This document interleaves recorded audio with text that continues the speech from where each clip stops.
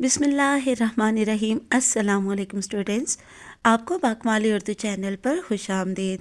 Students, آج ہم تقریر کا ایک نئے موضوع پر دیکھیں گے اور وہ ہے علامہ اقبال رحمۃ اللہ علیہ، شاعر مشرق، مفکر پاکستان اور مصور پاکستان۔ تو شروع کرتے ہیں ہم۔ زینت مسند صدارت، معزز اساتذہ کرام اور میرے ہم مکتب ساتھیوں، السلام علیکم۔ آج مجھے جس موضوع پر لب کشائی کا موقع ملا ہے وہ ہے علامہ اقبال رحمۃ اللہ علیہ۔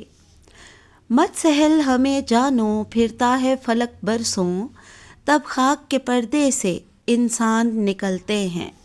صدر ذی وقار ڈاکٹر علامہ محمد اقبال رحمۃ اللہ علیہ سیالکوٹ شہر میں 9 نومبر 1877 کو پیدا ہوئے۔ آباء و اجداد کا وطن کشمیر تھا۔ آپ کے والد شیخ نور محمد ایک دیندار اور صوفی انسان تھے۔ والدہ بھی نہایت دیندار خاتون تھیں۔ اس طرح آپ کی زندگی پر والدین کی تربیت کا گہرا اثر پڑا۔ عام مسلمان بچوں کی طرح اقبال نے بھی سب سے پہلے ایک دینی مدرسے میں عربی کی تعلیم حاصل کی۔ 5 سال کی عمر میں مشن ہائی اسکول سیالکوٹ میں داخلہ لیا۔ یہاں آپ نے پرائمری اور میٹرک میں وظائف حاصل کیے۔ میٹرک پاس کرنے کے بعد مرے کالج سیالکوٹ میں داخلہ لیا اور وہاں سے FA کیا۔ سعادت سے عادت، عبادت ہے علم، بصیرت ہے دولت ہے طاقت ہے علم۔ سیالکوٹ میں آپ کو مولوی میر حسن جیسے شفیق اور لائق استاد مل گئے، جن کے فیض صحبت سے اقبال میں عربی، فارسی اور اسلامیات کا ذوق پیدا ہوا۔ علامہ اقبال اپنے استاد کا بے حد احترام کرتے تھے۔ حکومت کی طرف سے مولوی میر حسن کو شمس العلماء کا خطاب علامہ اقبال کے مشورے ہی پر ملا۔ جب حکومت کی طرف سے سوال ہوا کہ مولوی صاحب نے کون سی کتاب لکھی ہے تو علامہ اقبال نے فرمایا، میں خود ان کی زندہ کتاب ہوں۔ التجائے مسافر میں اپنے استاد مولوی میر حسن کے احسانات کا ذکر کرتے ہوئے علامہ اقبال کہتے ہیں، نفس سے جس کے کھلی میری آرزو کی کلی، بنایا جس کی مروت نے نکتہ دام مجھ کو۔ صدر محفل سیالکوٹ سے FA کرنے کے بعد علامہ اقبال مزید تعلیم حاصل کرنے کے لیے لاہور چلے آئے۔ یہاں گورنمنٹ کالج لاہور سے BA کا امتحان پاس کیا اور یہیں سے فلسفے میں MA کیا اور پنجاب بھر میں اول رہے۔ یہاں آپ کو پروفیسر آرنلڈ جیسے لائق استاد سے استفادہ کرنے کا موقع ملا۔ پروفیسر موصوف کا قول ہے، اقبال جیسا شاگرد استاد کو محقق اور محقق کو محقق تر بنا دیتا ہے۔ مسٹر آرنلڈ جب اپنے عہدے سے ریٹائر ہو کر 1904 میں ولایت چلے گئے تو علامہ اقبال نے اپنے محسن استاد کی یاد میں ایک مشہور نظم نالائے فراق کہی۔ اس نظم کا ایک مشہور شعر ملاحظہ کیجیے، ابر رحمت دامن از گلزار من برچید و رفت، اند کے بر غنچہ ہائے آرزو بارید و رفت۔ مروجہ تعلیم حاصل کرنے کے بعد آپ کچھ عرصہ اورینٹل کالج اور گورنمنٹ کالج میں پروفیسر رہے، لیکن پرنسپل سے اختلاف کے باعث ملازمت چھوڑ دی۔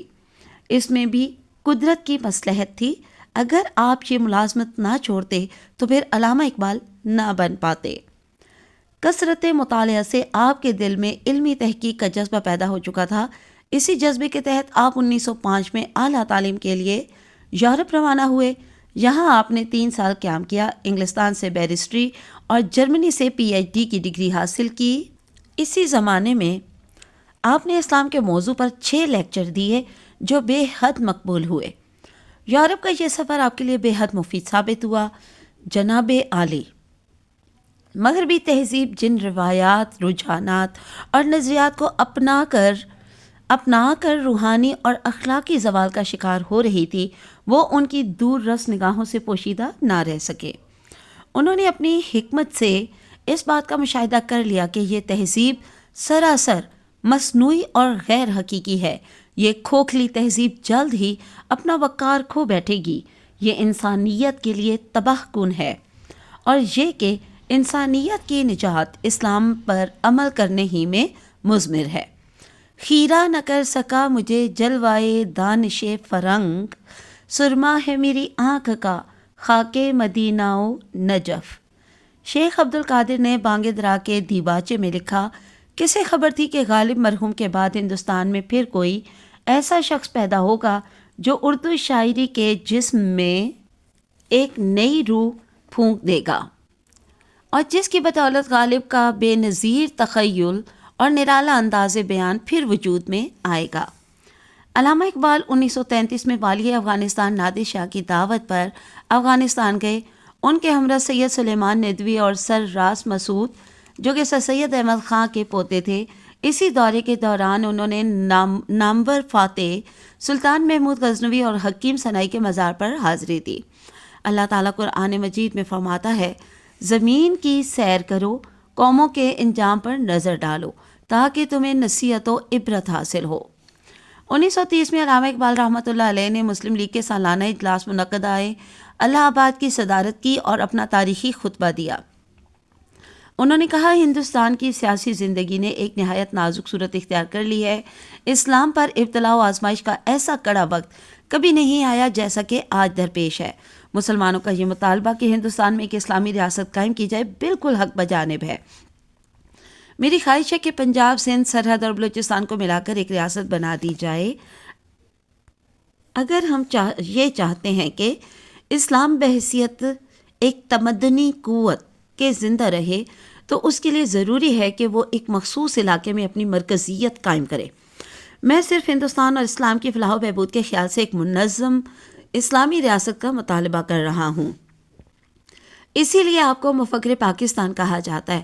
آپ نے مسلمان قوم کو اپنی شاعری کے ذریعے ذہنی طور پر حصول آزادی اور قیام پاکستان کے لیے تیار کیا۔ علامہ اقبال رحمۃ اللہ علیہ نے نہ صرف پاکستان کا تصور پیش کیا بلکہ اس سلسلے میں قائد اعظم رحمۃ اللہ علیہ کو نہایت مفید مشورے بھی دیے۔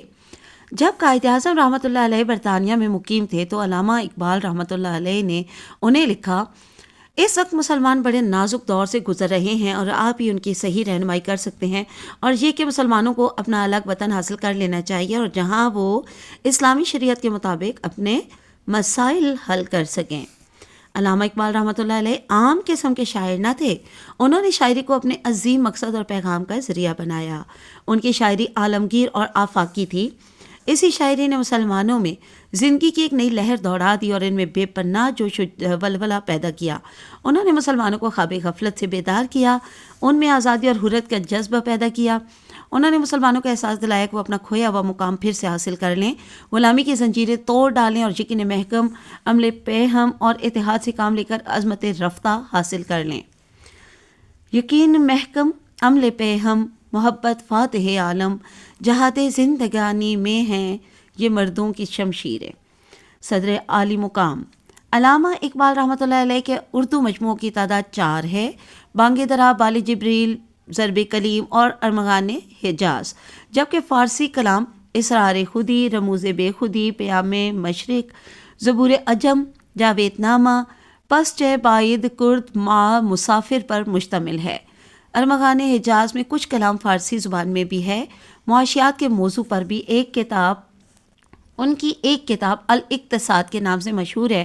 ان کے علاوہ انہوں نے مدارس یونیورسٹی کی دعوت پر جو خطاب تشکیل جدید الحیات اسلامیہ کے عنوان سے دیے تھے وہ انگریزی اور اردو دونوں زبانوں میں شائع ہو چکے ہیں، اور ان کا وہ کلام جو انہوں نے نظر انداز کر دیا تھا اور انہیں اپنے کسی بھی مجموعہ کلام میں شامل نہیں کیا تھا وہ بھی سرود رفتہ اور باقیات اقبال کے نام سے شائع ہو چکا ہے۔ قائد اعظم رحمۃ اللہ علیہ نے فرمایا، اگر ہم مسلمانوں کے لیے الگ ملک حاصل کرنے میں کامیاب ہو گئے اور ایک طرف مجھے اس ملک کی صدارت پیش کی جائے اور دوسری طرف علامہ اقبال رحمۃ اللہ علیہ کی تصانیف، تو میں علامہ اقبال رحمۃ اللہ علیہ کی تصانیف منتخب کر لوں گا۔ شکریہ۔ چلیے آج کے لیے اتنا کافی ہے۔ اللہ حافظ، فی امان اللہ۔